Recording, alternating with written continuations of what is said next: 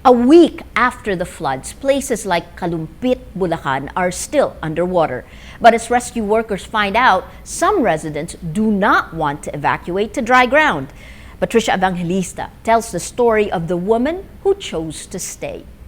Ang aking asawa sa Kalumpit, Bulakan, niligawan niya ako kaya kami nagkagustuhan. Gusto ko siya dahil mabait siya at matulungin. Guwapo, maganda siyang lalaki.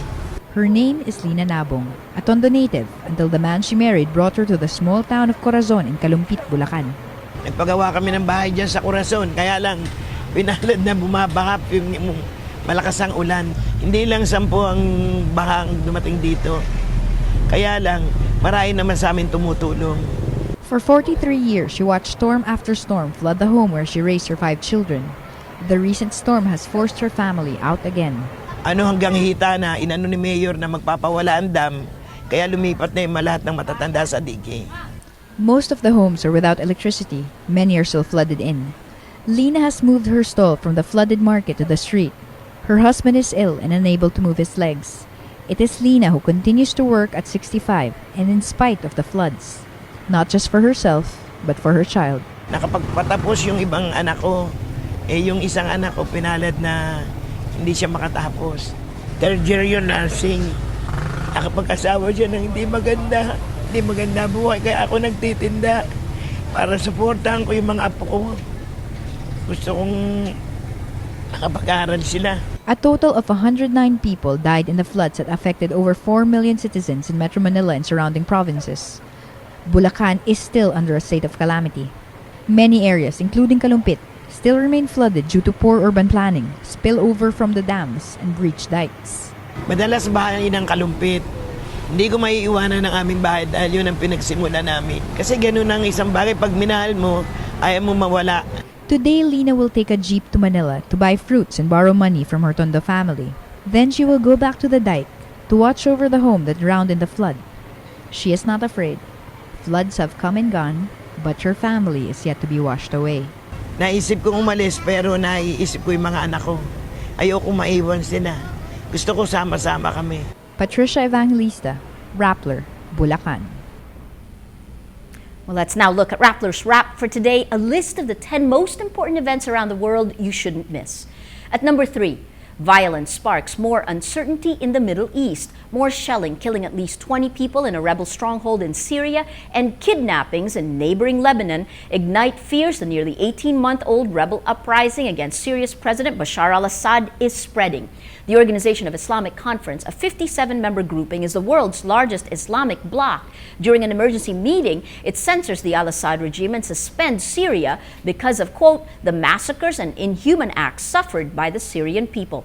On Thursday, the United Nations Security Council, highly polarized on Syria, meets to formally end the UN observer mission in the country, even as violence spreads.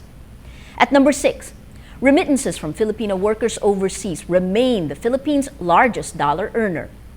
Despite a global economic downturn and the euro crisis, overseas Filipinos sent $11.3 billion from January to June this year, up 5.3% from last year.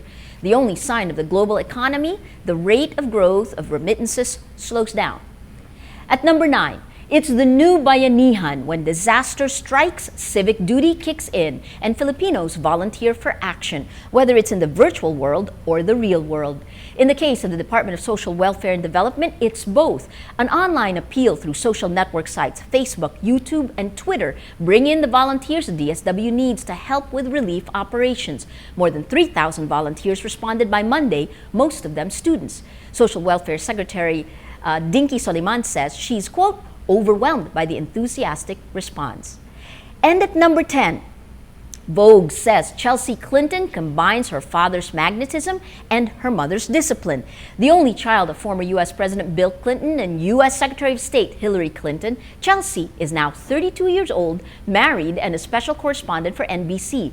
Fiercely private, Chelsea says she has been asked about whether she'd go into politics since she was 4 years old. She says, quote, before my mom's campaign, I would have said no.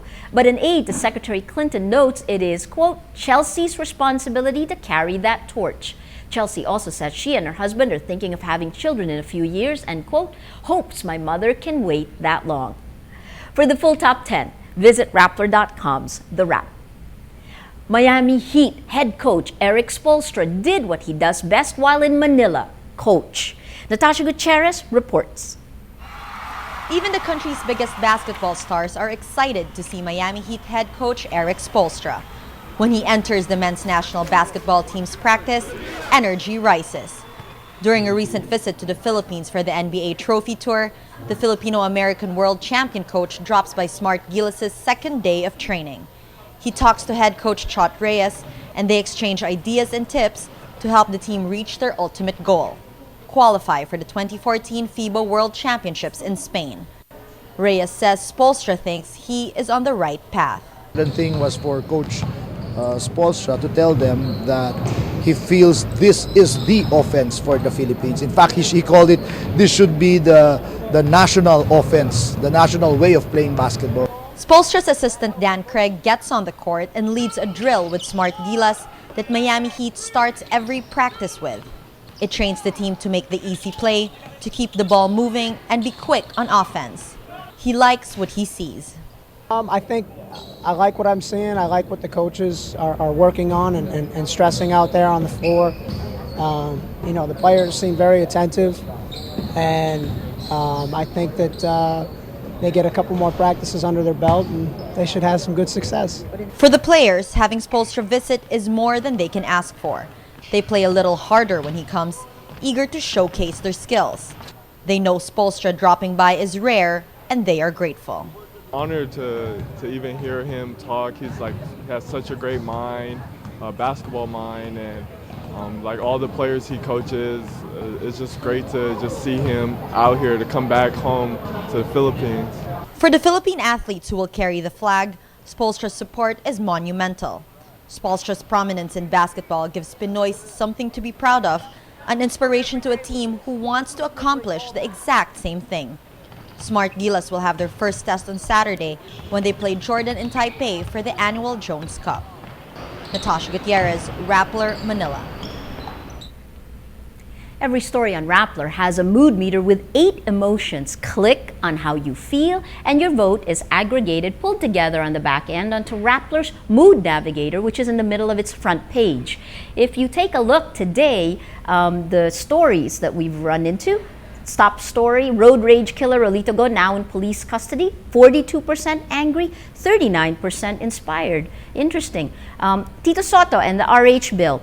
Early this morning, he said, Soto, why should I quote a blogger? 48% annoyed, 37% angry, and 9% amused. And then later in the day, the blogger he supposedly quoted or plagiarized, comes up herself, and that story, blogger confirms Soto plagiarism, has 52% amused, 18% angry, 24% annoyed. Most of the RH bill stories are red, showing anger. But here's an interesting thing for me. This story, EPAL's Defend Disaster Photo Ops, has come and gone from the Mood Navigator the past few weeks. And about a week ago, it was the top story with the most number of clicks, but it was bright red. It was angry. And then in the course of this week, we've seen more people voting on EPAL's Defend Disaster Photo Ops at 89% inspired. A war going on for this story? Take a look at it.